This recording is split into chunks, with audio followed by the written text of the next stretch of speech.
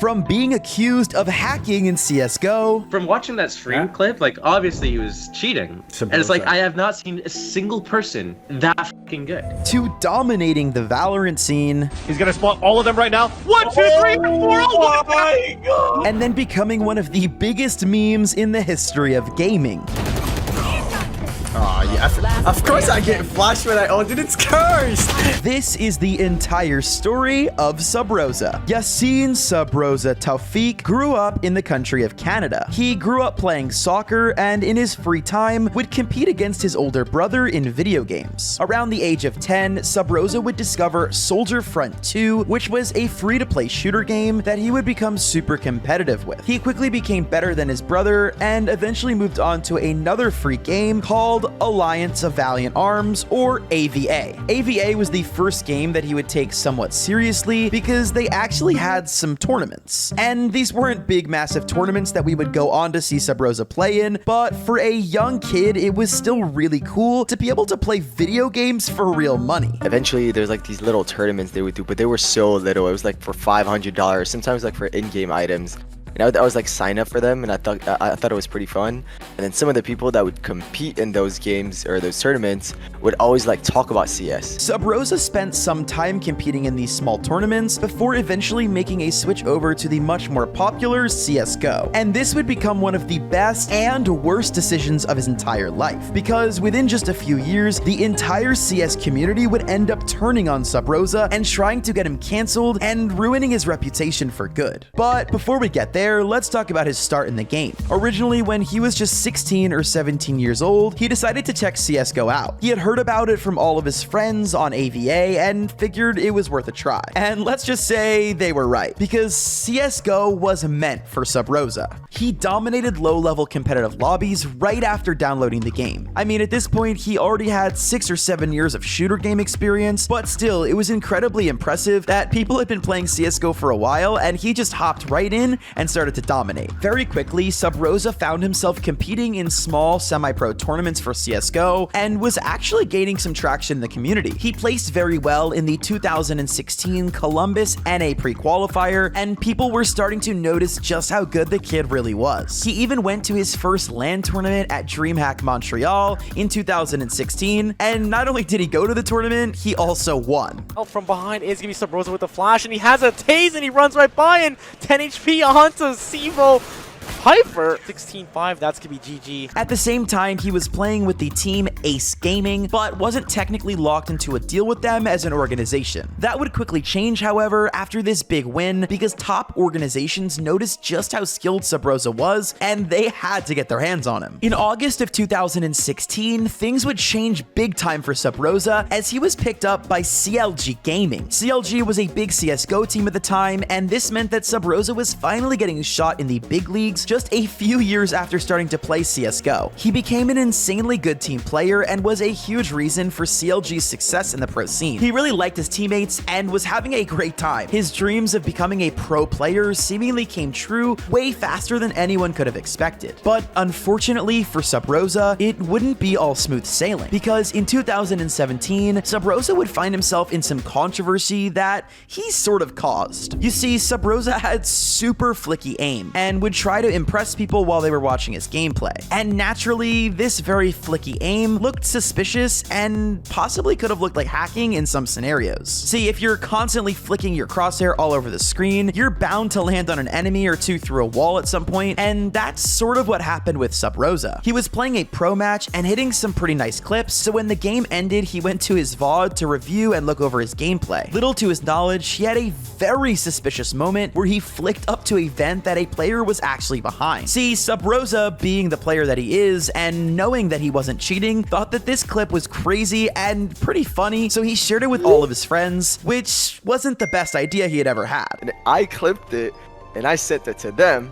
And then as soon as I sent it to them, they sent it to more people, and they're like, yo, look at what Subroza just did. Why would he look there? What would be the point to look there? If he broke the vent, there'd be no point to look through the wall there. Okay, what is that accomplishing? What is looking through the wall accomplishing? You already heard that the vent's broken. What he's probably doing is he hears the vent break and he's checking with his cheats to see if the guy's been boosted. But unfortunately, things would only get worse from here. Remember when I told you guys that Subroza would play tournaments for a game called AVA? Well, during that time, he had signed up for a website that sold video game hacks. And quickly, people in the CSGO scene discovered this and would not let it slide. These people that were accusing him of hacking on CSGO discovered this old account on a website called MPGH, which stands for Multiplayer Game Hacking. But when you actually looked into his account, he was innocent of ever downloading or buying hacks. His account showed 0 downloads, and simply all he had on the account was just one post on a forum. The post was funny enough to sell his old AVA account since it had a ton of skins that other players would want. So luckily we did have proof that Subroza wasn't cheating, but these accusations persisted way longer than he would have liked. He continued to push through them, but no matter what he did, he couldn't escape people's new perception of him that his skill might all be fake. But it seems like the damage has been done a little bit. Another kill almost through the smoke. Subroza entering the site. Shroud is massively exposed. Subroza just has a sick game sense right there, almost hitting that shot like 5 times in the smoke. Yeah, he's done some damage. It's pretty equal, all things considered. Kit on Skidoodle, so there's a chance here for Cloud9 still. Automatic. He's been good for this team so far. Because they have the kit, they can let that smoke expire, but Subroza with a very nice peek. One of the ways that Subroza started to convince people that he wasn't cheating was performing really well at LAN events. For those of you that don't know, at LAN events, the actual companies that run the events will set up the PCs and check them, and the players sometimes don't even have access to them until they actually play the game. That way, it's impossible to install or download any cheats. However, throughout all of this, the allegations would start to mentally impact Subroza. Even though they weren't real, it was becoming difficult for him to see people lie about him every single day. But he pushed through this and just tried to ignore all this talk about his aim. How'd you get the name? Oh, my brother came up with it. It means like sub space Rosa. It means like something in Latin or whatever. Oh, okay. Something done in secret. Something done in secret. Yeah. Oh, so you're hacking. It fucking makes sense. You son of a... Holy shit, dude. Why didn't nobody on Reddit figure this shit out yet? Oh my god. Reddit detectives blow dick. The real issue, though, that Subroza was scared of was that people were slowly destroying his reputation and his potential future of signing to other teams. Let's say something happens where like CLG cuts me or CLG bench me or CLG like happens to like I want to leave.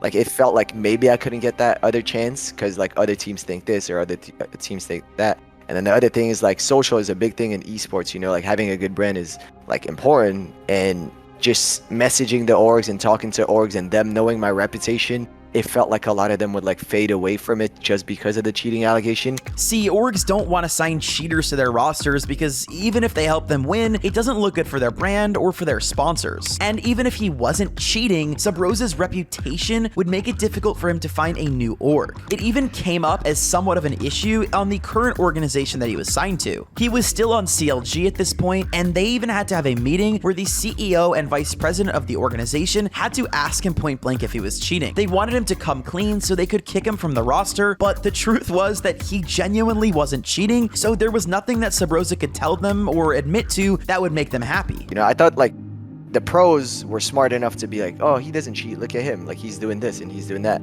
But it wasn't the case. Subroza knew this was all really bad for his reputation and his career moving forward. Using his flicky aim just to show off and impress his fans had come back with some unexpected backfire. And weirdly enough, coming into February of 2017, Subroza would part ways with CLG for, quote, personal reasons. And we don't really know what those are, but I'm sure this could have definitely been impacted by the cheating accusations. After being let go or leaving from CLG, he would go on to play with a few different teams in the second tier of North American CS, but he struggled to find top tier teams who were willing to take a chance on him. It wasn't about his skill, it was still just about not wanting the controversy of signing somebody who had been accused of cheating so many times. That was until he found Ghost Gaming. Ghost Gaming is actually where Subroza would meet Wardell, who would be massive in his future Valorant career, which we'll talk about very soon. Sadly though, for Subroza, at his time in Ghost Gaming, he would experience very little success and quickly went back to team hopping. During the next year in 2019, Subroza would end up being unsigned for pretty much the entire year, and it was very clear that something needed to change, and fast, if Subroza was going to continue making this a career. His career in CSGO was dying, and it was becoming harder and harder to maintain good relationships and good positions on long-term rosters. Luckily, however, for Subroza, the perfect opportunity would come to his rescue, and it was the release of Valorant.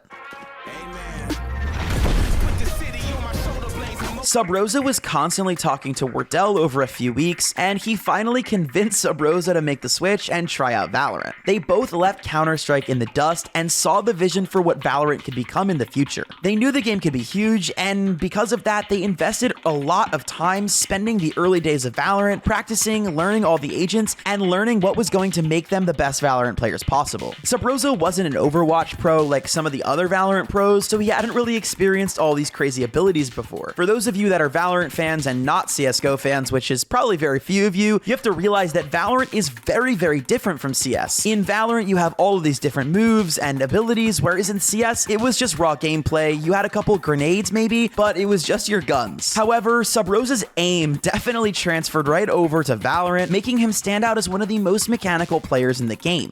If you win this, I'll genuinely send you my next cross balance. Wait, I was just kidding.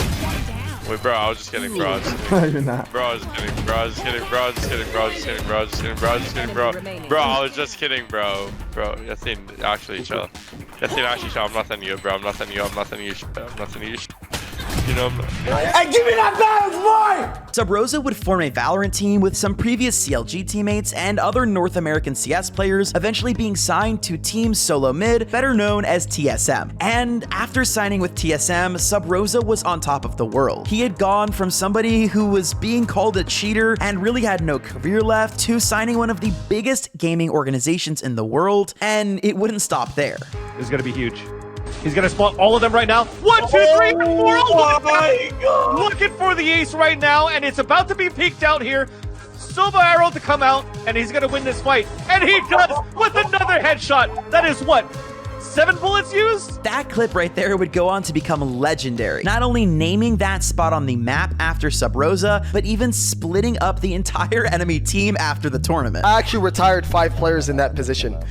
I actually went in that position. I retired your favorite players, Asuna, all that, Dicey. I retired them going in that position. Shit, you disbanded them. That team left Valorant after that round. Disbanded that? Yeah, they disbanded. One of them joined 100 Thieves. The other guy joined FaZe. They disbanded after that round. I literally killed their team. Kohler still doesn't have a job after that round. Was you it hear me? Immortals? Yeah. TSM was dominating the first ever tournaments in Valorant, consistently placing on the podium during Riot's Ignition series, and would even win some major tournaments as well. They won the T1 Nerd Street Gamers Showdown and the FaZe Clan Invitational. Okay. One enemy remaining. Fucking do this! Put some respect on my name! Put some fucking respect on my name. TSM was no doubt one of the best teams in the North American region at the start of the game's release, and everybody was wondering how did they do it. How is TSM mental so good? It's, I don't know if there's a reason. It's just our persona. I feel like our team, like our personalities, is just not like toxic or like we don't have like someone in the team that's like toxic or like okay, go next. Like okay, you guys are gonna say I do that in pugs. I obviously don't do that in matches. Because of all their early success being much attributed to Subroza helping put the team together, he became the IGL and captain of TSM and seemingly led the team in super effective ways. I don't see myself as a captain because I like to see everyone's input. Like if we go over a team comp or how we want to play a map, I give my opinion, but I also like to hear everyone's opinion, you know? Like I wouldn't want them to just be quiet in the corner and just like, okay, I'll do this. It feels like it was built around me because I picked up the IGLing role. So really like ultimately like people trust me like to build it, but the play style wouldn't be built around me because we try to play around our duelists more. He's so good to find one. They swing. He's getting another for the flash pop, and the ult comes out from Corey. However, things would become a little bit uncomfortable again, as despite moving to Valorant and proving himself to be an insanely skilled player once again, Subroza's past of alleged hacking was never fully left alone. Cheating accusations would follow him, but at this point, he had gotten used to it and just played it off, realizing the more attention that he gave to it, history would have a chance of repeating itself. One enemy remaining. Okay, I might be cheating. Alright, chat. If I get banned midstream, I'm so sorry. And honestly, with a fresh start, the last thing Subroza needed was to be in a controversy, so he decided to not feed into it. However, sometimes he did look pretty suspicious in game. Go! They can be 2B now, no trip. Nice shot. Spike down mid. I didn't mean to shoot that guy. Especially when his flicky, unreal aim was brought over to Valorant, and he made the exact same mistake he made again with the vent clip in CSGO, flicking to an enemy through a wall on accident. Dude, is Subroza cheating, you guys? Is Subroza hacking again like he did in Counter-Strike? Is he cheating again? He's hacking again, you guys. And with all of this going on, cheating accusations were going to become the least of Subroza's worries, as he would quickly find himself as one of the biggest memes in the history of gaming with the accidental creation of the infamous Rosa ult. See, TSM needed somebody to fill a duelist role, and even though Subroza was a support player his whole career, he jumped at the opportunity to help his team out and get to play a different character. He had never played Raze before in his entire life, but was down to give it a shot for the one time. So it was either me or Jerome playing Raze. I tried it in a scrim. First time ever touching Raze. I literally dropped 40. So my whole team was like, oh, you're literally playing Raze the next tournament. Of course, after this crazy performance, they had nothing to do but put him at Raze again permanently. And see, TSM thought the exact same thing and put him on Raze exclusively, but it all kind of went downhill from there. And yeah, at the next tournament, I proceeded to miss the easiest Raze ults ever.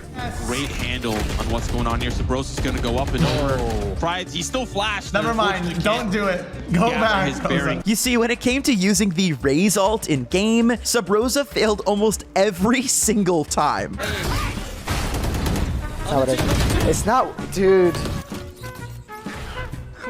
Wait. Cornerlocks. Nest, I think. Yeah, it's like, what are you on? Oh, yeah. Of course I get flashed when I ulted. It's cursed. Oh my god. Listen, I've been known to miss a Raze ult or two, but when you're a pro player missing like that, it's gonna raise some red flags. However, the community didn't take this too seriously and ended up making a meme out of it called the Rosa ult, and it even started spreading to where other pro players and massive streamers would say it on stream all the time.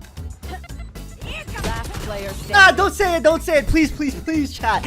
Don't say it, I got 2 kills, don't say it, man. After embarrassing himself on Raze for a little while, he did switch back to mainly playing Sky and a little bit of Breach, and this went a lot better for him. TSM competed and did fairly good for a couple of years. However, the roster changed in and out a lot, and I think that made it difficult for Subroza to really bring the team together and start to make bigger strides in the tournaments. I've got your trail. Going up.